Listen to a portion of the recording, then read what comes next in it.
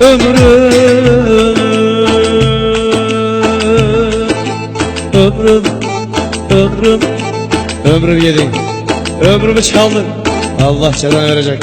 Ömrüm, ömrüm, meleğim, meleğim, sabah kaçta geleyim, yarıma dolu bileyim, sabah kaçta geleyim, yarıma dolu bileyim.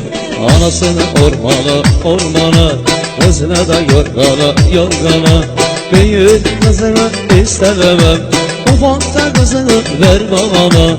At olur da öpmez mi, yar olur da öpmez mi?